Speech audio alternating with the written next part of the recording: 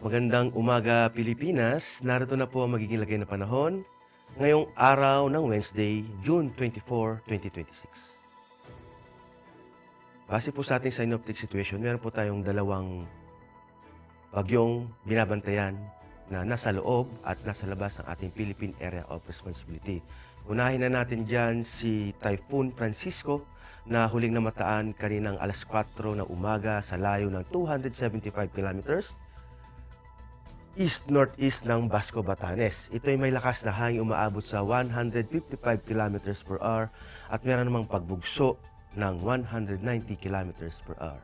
Ito ay kumikilos pa northward sa bilis na 10 kilometers per hour. Samantala, yung pangalawang bagyo na nasa labas ng ating Philippine Area of Responsibility ay huling namataan kaninang alas 3 sa layo ng 2,285 kilometers east ng Southern Luzon. Ito ay may taglay na hangin umaabot sa 65 kilometers per hour at meron namang pagbugso ng 80 kilometers per hour. Sa ngayon, ito ay kumikilos pa westward sa bilis na 15 kilometers per hour. Southwest monsoon naman ang makakaapekto sa Central Luzon, Southern Luzon at Visayas. At para naman sa track at intensity ni Typhoon Francisco, inaasahan natin si Typhoon Francisco ay lalabas ng ating Philippine Area of Responsibility Thursday ng gabi o sa Friday ng umaga. Samantala, ang track at intensity forecast naman ni Tropical Storm Higos, inaasahan si Tropical Storm Higos na ito'y papasok ng ating Philippine Area of Responsibility sa Thursday ng umaga at ito'y nasa kategoryang Severe Tropical Storm. Mababa ang tsansa nitong maglandfall sa ating bansa.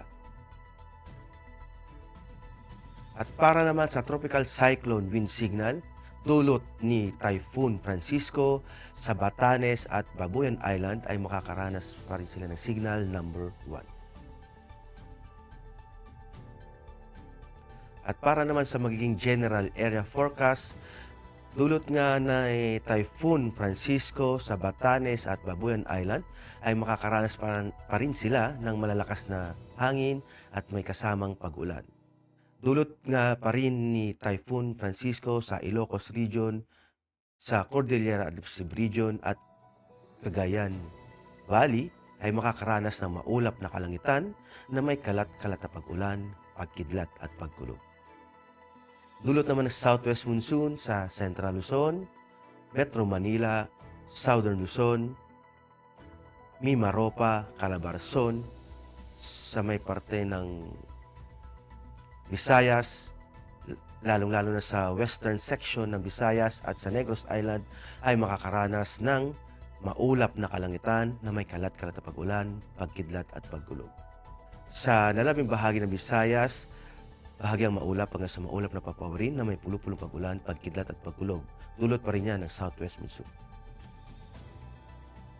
Sa buong Mindanao, mga localized thunderstorm ang mararanasan dito, kaya maging bahagyang maulap hanggang sa maulap na papawirin na may pulo-pulong pag-ulan, pagkidlat at pagkulog. At para naman sa impact to flight operations, dulot nga nung si Typhoon Francisco sa Batanes at Babuyan Island ay makakaranas pa rin sila ng destructive wind na may kasamang torrential rains. Sa Ilocos Region, Cordillera Adjacent Region at sa Cagayan Valley ay makakaranas sila ng main hazard nito dulot ng Typhoon Francisco ng torrential rains. At ang impact nito sa Rotary ay yung flight operations suspended due to extreme wind gust, hover and approach maneuvers is unsafe. Sa fixing naman, severe turbulence and visibility, total suspension of flight operations and potential airport closures. Dulot ng southwest monsoon sa Metro Manila, Central Luzon, Calabarzon, Mimaropa, Bicol Region at Visayas, ang main hazard dito is yung moist southwesterly flow producing rain and gusty surface winds. Ang impact nito sa Rotary, reduced visibility and gusty winds, limit BFR and low altitude operations, wet helipads, increase operational hazards. Sa fixed wing naman, Operations may experience delays or cancellations due to low ceiling, turbulence, and wet runways conditions. Sa Mindanao, dulot ng localized thunderstorms. Ang main hazard dito is yung afternoon convection development producing gust fronts and heavy rains. Ang impact nito sa rotary, downbursts, strong gust, and reduced visibility pose significant hazard. Avoid flight in cumulonimbus activity. Sa fixed wing naman, severe turbulence and wind shear likely during arrival and departure phases. Aircraft may experience temporary delays or diversion.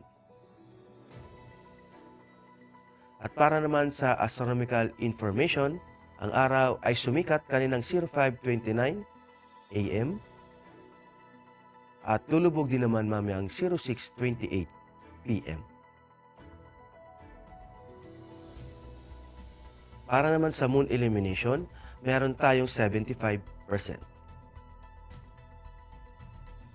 At para nga manatiling updated sa lagay at pagtayo ng panahon, i-follow lamang ang Air Force Weather Center sa mga social media accounts. Sa ngalan ng aming commanding officer na si Colonel Hermelino T. Calubiran Jr. Puff Jesse, ako po si Technical Sergeant Brian Benedicto Arcilia, Weather Forecaster ng Air Force Weather Center. Maraming salamat po.